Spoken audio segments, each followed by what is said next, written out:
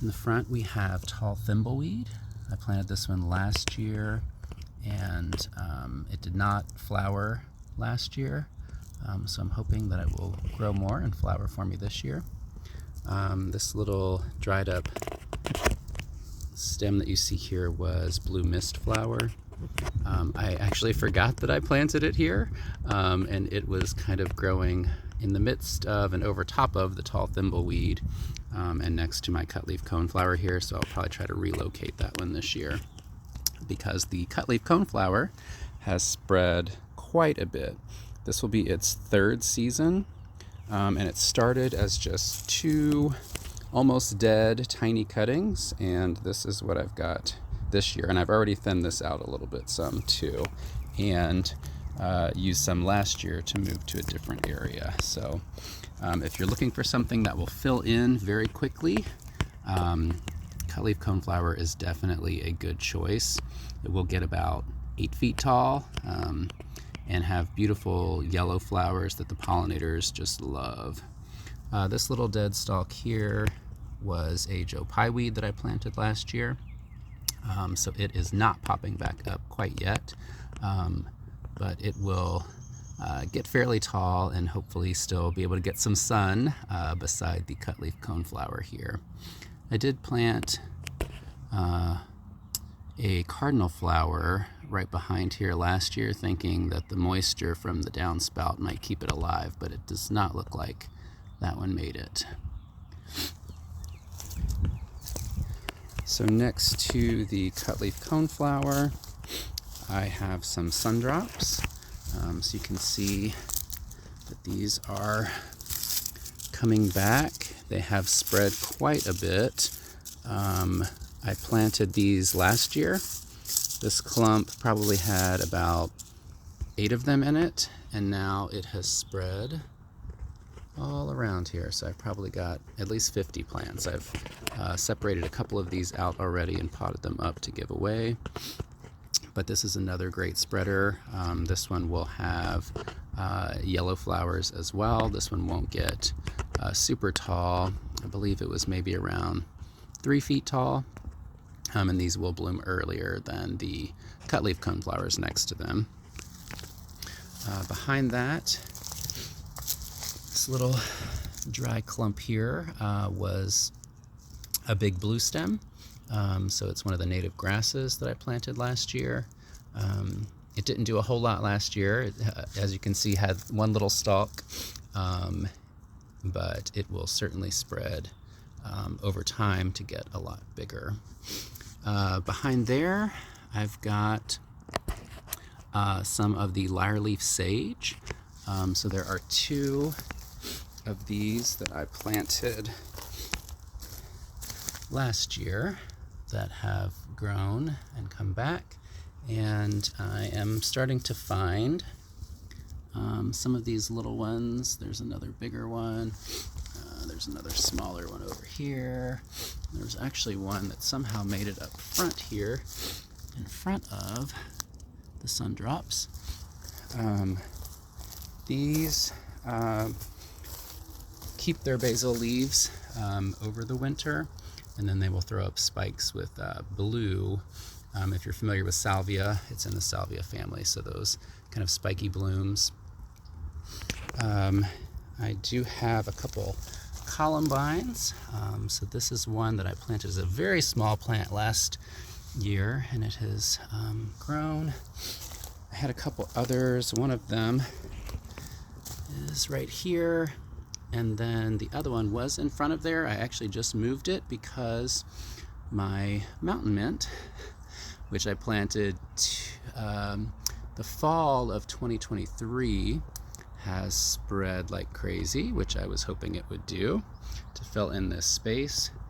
So since it was being overtaken, I moved it back here where it will be able to have a lot more space.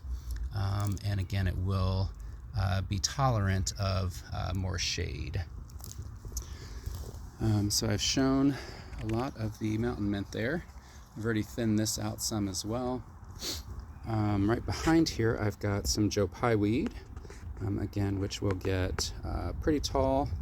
6 to 8 feet probably, and have beautiful pink flowers in the fall that the pollinators just love. I do have 2 shrubs back here that I planted from seed. These were planted in the spring of 2023, so this will be their 3rd growing season. They are doing great. This is Carolina Allspice. And again, they are continuing to grow, probably about 4 feet tall now in their 3rd growing season. Back in the area that will get more shade, I have just transplanted a woodland phlox that I took a cutting of last year. It rooted in a cup, and I kept it on my deck over the winter. It has survived, and it looks like it will be throwing out some new growth this year. So I love these. They're an early spring bloomer. They get beautiful blue blooms on them that are just gorgeous, and the pollinators love as well. Next to that, I have a foam flower. This is another early spring bloomer. It will get some white spikes of flowers that will come off of this. I just planted that one last year as well, so I did get 1 bloom on it last year, but I'm hoping it will continue to grow and spread this year. This is a fleabane, so it gets white daisy-like blooms on it. And then in this blank area right here, I planted a goat's beard last year. It did not flower, it was pretty small, so I'm hoping that it will be popping back up soon, and I may be getting some flowers this year, or at least next year. And then you can see that my golden ragwort as well has spread all over the place. So I had these 2 large plants right here that I planted last year. They were pretty small last year, but they have grown a bunch.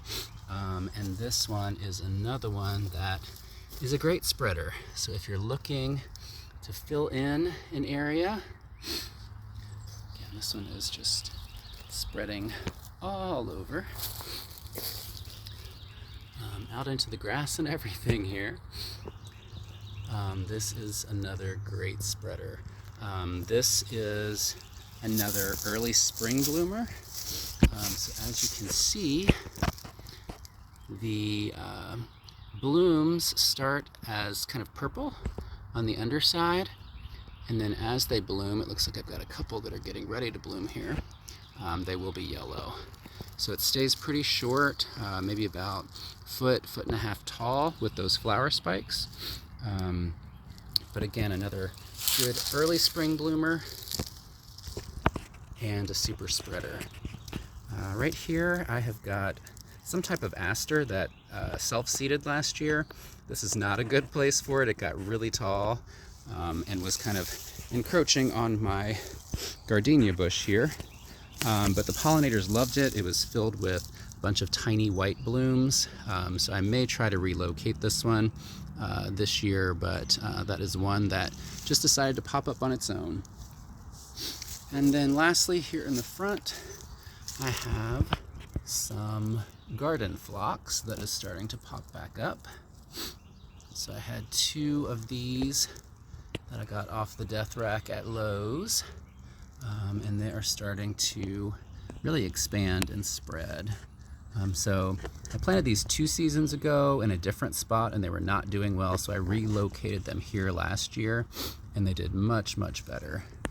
They had beautiful pink blooms on them, and got probably about 3.5–4 feet tall.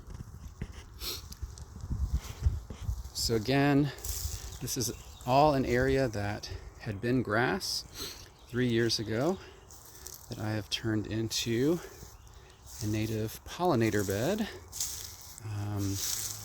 Just a little work, some cardboard and lots of mulch to kill the grass. And most of the plants that I've got here were either things that were gifted to me, things that I grew from seed, and then there are a couple that I got from a native plant sale. So just one example of how you can turn a grassy area into a pollinator bed.